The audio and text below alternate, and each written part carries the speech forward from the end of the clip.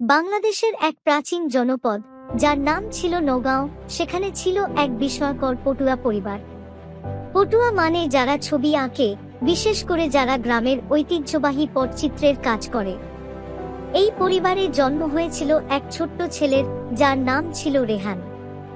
রেহানের ছোটবেলা থেকেই মাটির গন্ধ আর রঙের ছোঁয়া ছিল তার খুব প্রিয়। সে যখন হাঁটতে শেখেনি, তখন থেকেই দেখত তার বাবা আর দাদা কিভাবে সাদা কাপড়ের ওপর তুলির আঁচড়ে জীবন্ত করে তোলেন গ্রাম বাংলার রূপ, লোককথা আর ইতিহাসকে। রেহানকে তার বাবা ছোটবেলা থেকেই ছবি আঁকার নানা কৌশল শেখাতেন। কিভাবে গাছের পাতা থেকে রং তৈরি করতে হয়, কিভাবে কাঠকয়লা দিয়ে কালো রং হয়, আর কিভাবে প্রাকৃতিক রং দিয়ে জীবন্ত করে তোলা যায় প্রতিটি চরিত্র, সবটাই রেহান শিখছিল তার পরিবারের কাছ থেকে। তার বাবা প্রায়ই বলতেন, রেহান, আমাদের এই শিল্প শুধু ছবি আঁকা নয়, এটা আমাদের ঐতিহ্য, আমাদের পরিচয়। এই রঙে মিশে আছে আমাদের পূর্বপুরুষদের গল্প, তাদের স্বপ্ন। রেহান তার বাবার কথা খুব মনোযোগ দিয়ে শুনত। সে দেখত পটুয়াদের জীবন খুব সহজ ছিল না। তাদের আঁকা ছবির কদর সব সময় সবাই বুঝত না। অনেক সময় ছবি বিক্রি হতো না, বা খুব কম দামে বিক্রি হতো। রেহানের মনে মাঝে মাঝে কষ্ট হতো। সে ভাবত, এত সুন্দর শিল্প, এত পরিশ্রম, অথচ এর কদর নেই। কিন্তু তার বাবা হার মানতেন না। তিনি বিশ্বাস করতেন, একদিন এই শিল্পের কদর হবেই। রেহান নিজেও খুব যত্ন করে ছবি আঁকত। সে শুধু পটুয়াদের ঐতিহ্যবাহী বিষয়গুলো আঁকত না, সে চেষ্টা করত তার চারপাশের নতুন জিনিসগুলোকেও ছবিতে ফুটিয়ে তুলতে।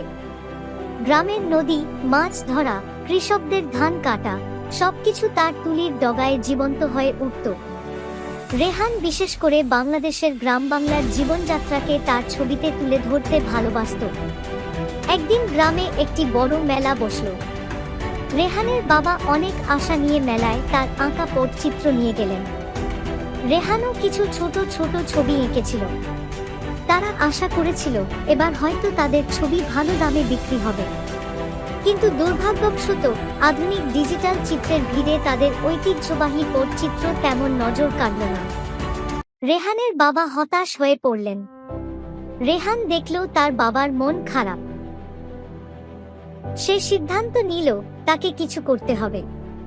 সে বুঝতে পারল, শুধু ঐতিহ্য আঁকলে হবে না, এই শিল্পকে নতুন করে তুলে ধরতে হবে, যাতে সবাই এর গুরুত্ব বুঝতে পারে। রেহান তার ছোট ছোট ছবিগুলো নিয়ে মেলার এক কোণে গিয়ে বসল। সে সবাইকে বলতে লাগলো, এই ছবিগুলো কি দিয়ে আঁকা, কিভাবে এই ঐতিহ্য তার পরিবারে টিকে আছে। সে তার ছবির পেছনের গল্পগুলো বলতে লাগলো। প্রথম দিকে কেউ কান দিল না, কিন্তু রেহান হার মানল না। সে হাসি মুখে সবার সাথে কথা বলতে লাগলো। একজন বিদেশি পর্যটক তার কথা শুনলেন। তিনি রেহানের আত্মবিশ্বাস আর ছবির পেছনের গল্প শুনে মুগ্ধ হলেন। তিনি রেহানের আঁকা কয়েকটি ছোট ছবি কিনলেন আর তার প্রশংসা করলেন। এরপর আরো কিছু মানুষ রেহানের কথা শুনতে এলো। তারা বুঝলো, এই ছবিগুলো শুধু রং আর তুলির কাজ নয়, এর পেছনে আছে এক গভীর ইতিহাস আর সংস্কৃতি।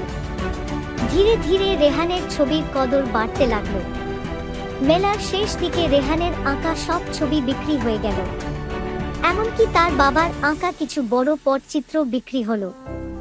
রেহান তার বাবার কাছে এসে হাসি মুখে বলল, বাবা, আমাদের শিল্প মরে যায়নি, শুধু তাকে নতুন করে তুলে ধরতে হবে, তার গল্প বলতে হবে। এই ঘটনা রেহানকে আরো উৎসাহিত করল।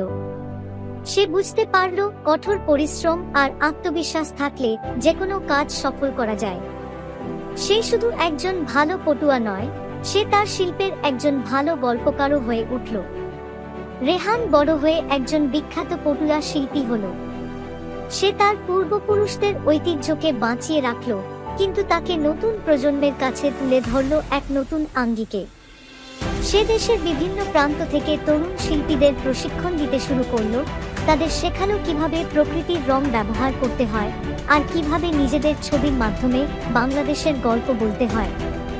রেহান তার শিল্পকর্মকে শুধু দেশে নয়, বিদেশের মাটিতেও পৌঁছে দিল। সে দেখালো বাংলাদেশের সংস্কৃতি কতটা সমৃদ্ধ আর বৈচিত্র্যময়। রেহান তার জীবন দিয়ে প্রমাণ করে দিল নিজের শিক্ষককে আঁকড়ে ধরেও কিভাবে নতুন দিনের সাথে তাল মিলিয়ে চলা যায়। তার গল্প বাংলাদেশের হাজারো শিশুকে অনুপ্রেরণা যোগায়, যারা হয়তো নিজেদের প্রথাগত পেশাকে নিয়ে দ্বিধায় ভোগে। রেহান শিখিয়েছিল নিজের ঐতিহ্যকে সম্মান করা, তার গল্প বলা আর এর জন্য অক্লান্ত পরিশ্রম করা, এই সবই পারে একজন মানুষকে পরিচিতি এনে দিতে আর দেশের জন্য সম্মান বয়ে আনতে। আর এইভাবেই প্রতিটি শিশু তার নিজস্ব প্রতিভা দিয়ে বাংলাদেশের ভবিষ্যৎকে আরো উজ্জ্বল করে তুলতে পারে। এরকম আরো সুন্দর সুন্দর গল্প পেতে চাইলে এখনই সাবস্ক্রাইব করে বেল আইকন বাটনে ক্লিক করে আমাদের সাথেই থাকুন।